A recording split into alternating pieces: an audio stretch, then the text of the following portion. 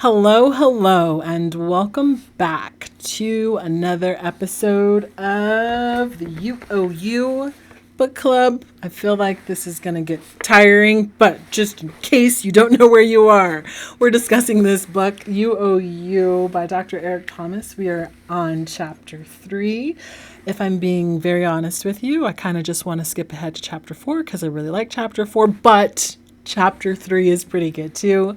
We're going to be talking about discovering our superpower. And when I read the title of this chapter, my brain went to how do we discover our superpower? I know that, in my opinion, discovering your superpower is something that kind of became a trend. People just naturally started talking about your superpower. What is it? How you blah, blah, blah, blah, blah. But I do agree that we all have a superpower. How do we find it? Now, before I even read the chapter, I had made a decision.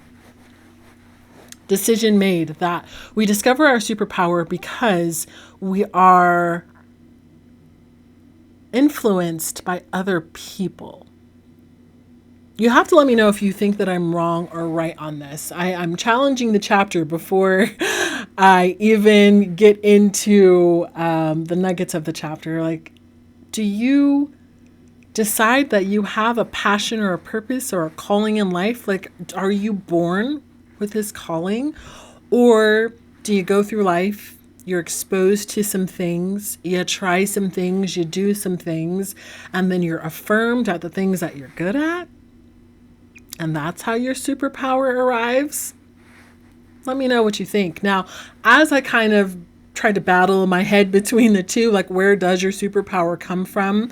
I did recognize in the chapter, and it's something he briefly touched on in the chapter, exposure. I think that exposure is important. Now, I don't know what your exposed life was, but when you are talking about discovering your superpower, especially as a child, how do you know what a child's superpower is? You have no idea, but what you do for that child is you open all the doors. I am so very lucky and so thankful to my parents that they understood this. They had to open all the doors. They're like, do you want to try this? And I'm like, sure. You want to try this? I'm like, I guess so. Do you want to try this? I'm like, yes, I do. And I kept trying things and doing things and doing things. And every once in a while, I would find something that I loved doing. Loved doing. And then sometimes we would do some stuff and I'm like, who signed me up for this? Case in point, like the violin. The author makes mention to the violin in his chapters, which I thought was funny. But my parents asked me, hey, do you want to play an instrument? And I'm like, yeah, I do. I want to play the drums. And do you know what instrument I ended up with? Because the violin is exactly like the drums, right? I don't know whose idea this was. However, I played the violin for a little while, and I would have been much better at the drums. I don't understand to this day, other than the loudness of the drums. Why didn't I get a chance to do that? My brother got a chance to play the drums. I wanted a chance to play the drums. I don't understand the difference. Anyway, I digress. I think exposure is important when it comes to finding your superpower. So if we're talking about finding it, you're like, I don't really quite know what mine is. How many things have you been exposed to? How many things have you tried? I think that's why it's important that whoever you're talking to, or if it is yourself, you are afraid to try new things because that's the only way you're going to know if you're pulled or called in a direction. I think that the first thing the author does say, after I've had this conversation with myself in my head before reading it, is when is the first time you recognized or realized what your superpower is? So do you have that recognition now? Did you have that recognition as a child? For him, he continued to go through kind of his life story and how it all played out for him and how it was all intertwined and how he recognized after his superpower kind of did him wrong and dirty for a while, but how he recognized, okay, this is probably the path that I need to get on. He says that before he understood what a superpower was, it created chaos in his life. He's like, I had no idea what I was doing, but, he was talking all the time, making jokes all the time, which made me laugh because I'm like, how many people do you know who are exactly like that? You're continually talking, you're continually making jokes, you can't sit still. And from the eyes of like an educator, if we're talking about, education, we're talking about school, we're talking about trying to help somebody, that person is the person who gets on your nerves the most. It's like, sit still, sit down, stop making jokes, let's be serious, let's stay on task. And for some people, it's really easy for them to stay on task. And for other people, it's just not. I also recognize that there's a little bit of a generational gap, generational curse, generational understanding. I don't know what word I'm looking for, but your generation definitely shows through your attention span.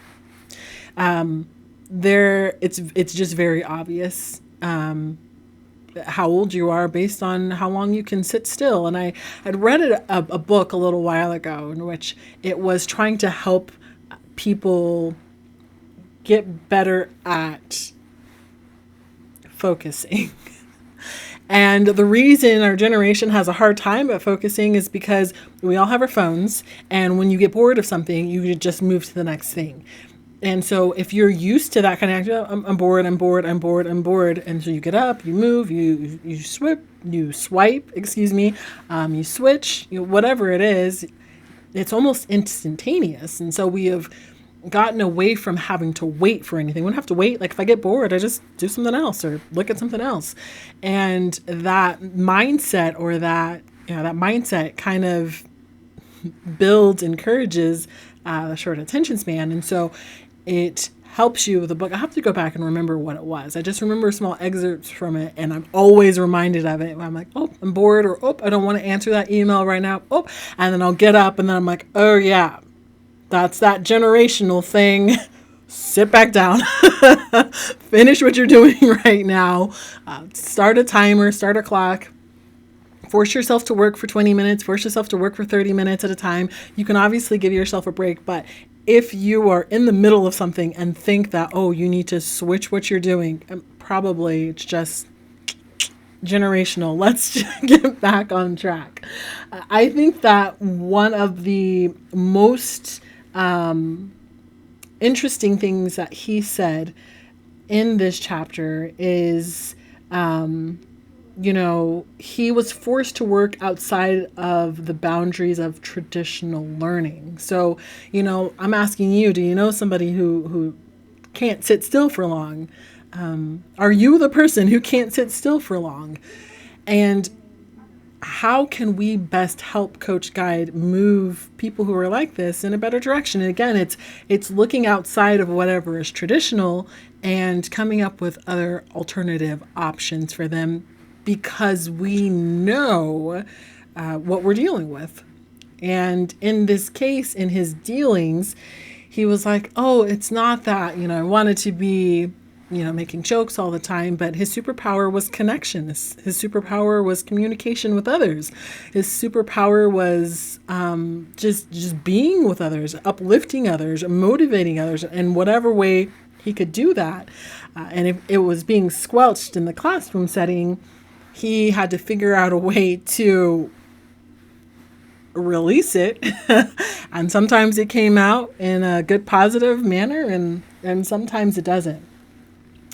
He said that he was able to, as he went through his life, find people in his life who, and I believe I quote, hold on, would ask him questions, and he says he felt seen. And I know how important it is for people to feel seen and heard. That's all they want. I want to feel seen. I want to feel heard. I want to feel appreciated. That's it. And so from, the outside looking in, every time that you go to help a person, guide a person, you have to also make that understanding. You have to make that correlation. Does this person feel seen? Does this person feel heard? Does this person feel appreciated? And what can I do to make sure that they understand that so that we can get back on target to whatever direction we're moving in? He also goes on to say that, surrounding yourself with these people who will help you do this, it's the encouragement, really, at the end of the day. You're just looking for someone who will encourage you. And if you can find somebody who can encourage you, then you probably have a better chance at being successful. The more we talked about this part of it, the more I realized I'm like, if I had to pick a superpower, that's something that sticks with me, is I have this innate desire for people to be successful. And I know that they're just looking for the affirmation. They're just looking for the encouragement. They're looking for the person that says, hey, yeah, it's okay that you go and be great. It's okay that you activate your superpower. It's okay. Go do it. He also is saying in the chapter that you are the most powerful when you are the most you. And I thought that was a super powerful statement.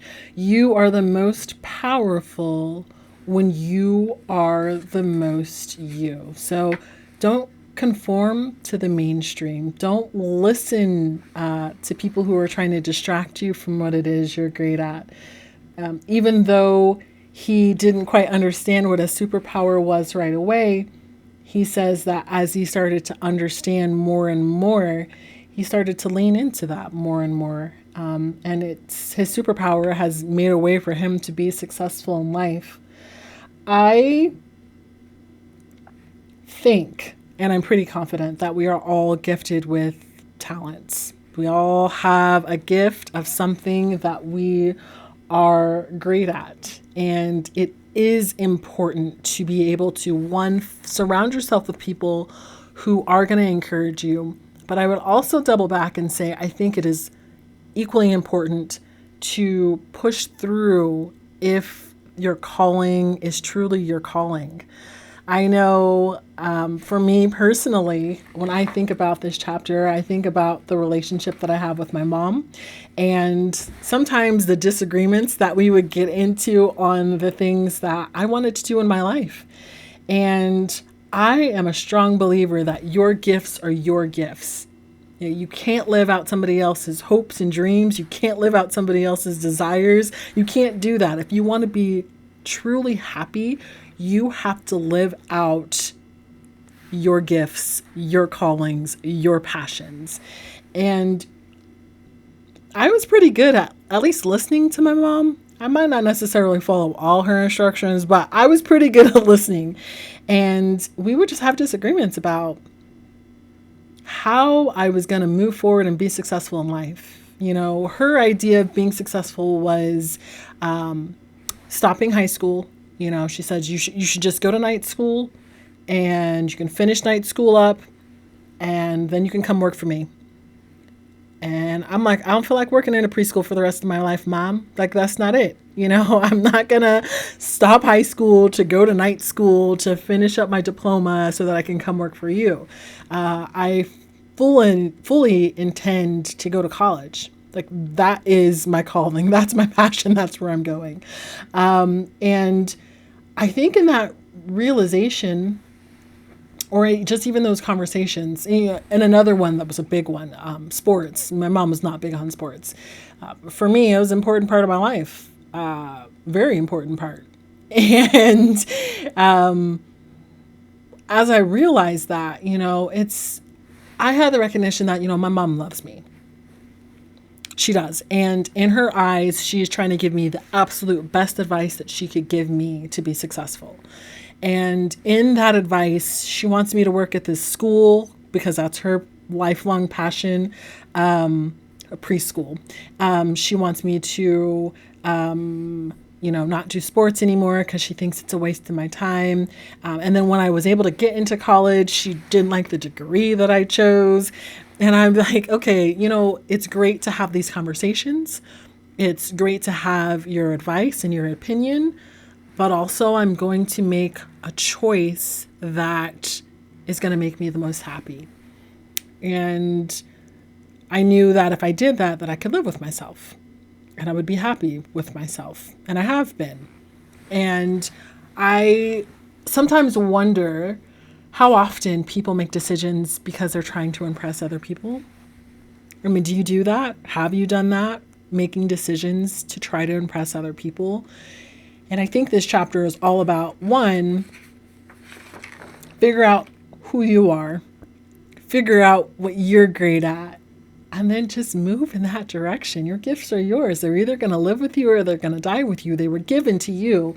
So do something with them. Make the best of it. The last bit that I kind of wanted to share from this chapter is,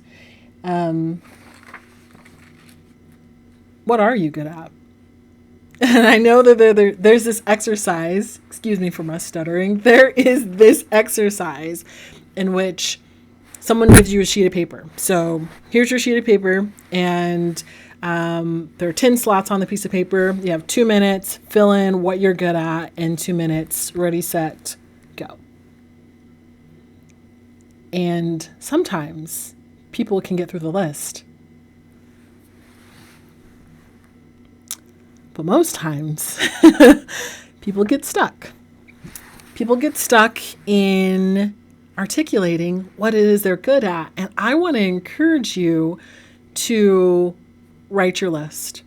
I want to encourage you to figure out what it is you're good at, because I think once you start to realize all the things that you're good at, your self-confidence starts to rise up. You start to become more aware of, the things that you bring to the world. And once you become more aware of those things, once your confidence starts to rise, I think it just makes for a happier life.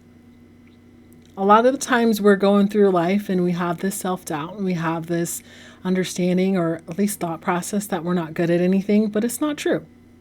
It's not true. So my challenge to you, write it down. You deserve it. You deserve it. You deserve it. You deserve to know what you're good at. You deserve to have that recognition. You deserve to celebrate yourself. Write it down. Challenge. And then let me know how it goes. Let me know when you get to 10. One of the things the author encourages you to do is to make a list. But this list is a little different. He wants you to make a list of books that interest you. He says to make a list of programs that might interest you. Make a list of people that might inspire you. Just make the list. That way you have something to revert back to when you are wondering what it is you bring to the table, what it is you're passionate about, what it is that excites you, what it is your superpower is.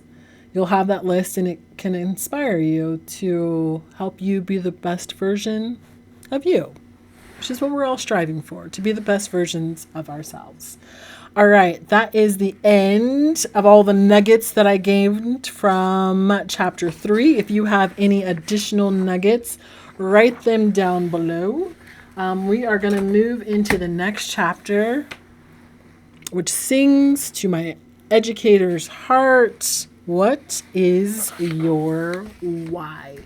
And if you are interested in talking about what's your why, how you discover your why, and how this relates to education, this chapter is really good for any educator out there. I think this is one of my favorite chapters. Then I'll see you in the next video. All right, bye.